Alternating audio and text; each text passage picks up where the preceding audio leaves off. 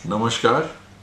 आज GST council की 44वीं बैठक में शामिल होने का अवसर मिला और एक संवेदनशील मुद्दा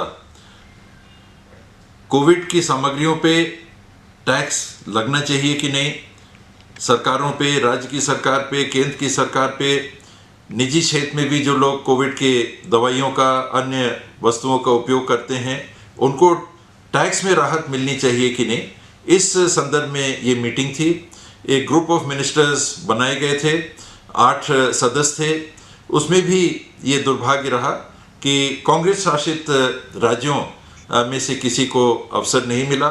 हालांकि मुझे लगता है कि ये जरूर होना चाहिए था और निर्णय भी जो आए उसमें सहमति हमारी नहीं बन पाई और अंततः क्या जारी होगा, क्या लागू होगा, ये स्पष्ट नहीं था।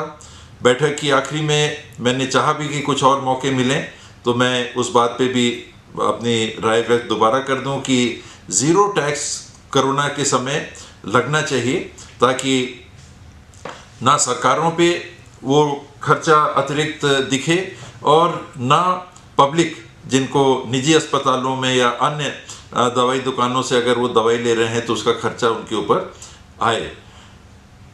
इसके अतिरिक्त और भी बातें आई जिस पे मैंने अपनी ओर से स्पष्ट किया कि सीजीएसटी का जो कानून बना है उसमें प्रावधान भी है।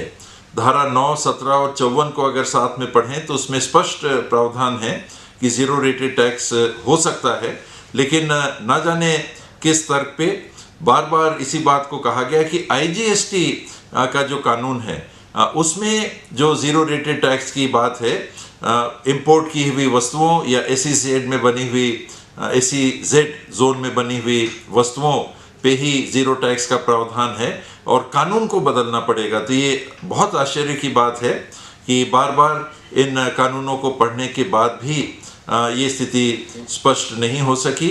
जब अधिकारी इस बाबत बोल रहे थे, मैंने जिन बातों को रखा था छत्तीसगढ़ के संदर्भ में, उस बात को वहाँ के अधिकारी कह रहे थे, मैंने उसके बाद भी समय चाहा था, लेकिन हो सकता है कि आवाज़ ना जा रही हो, वीडियो कॉन्फ्रेंसिंग में कभी कभी बाधा आ जाती है और वो ना सुन पाए हो। लेकिन मैं लिखित भी अपनी राय पुनः जीएसटी काउंसिल की हमारी चेयरपर्सन सम्माननीय सीतारमन जी को लिख के भेज रहा हूँ कि कानून स्पष्ट है।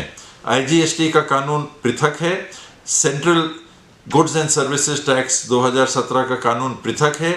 एक कानून में जो प्रावधान है वो दूसरे कानून पे लागू नहीं होते। बावजूद इसके क्यों ये संशय की स्थिति बनी हुई है, मैं फिर लिखित में एक बार और अपनी राय को प्रस्तुत करूंगा।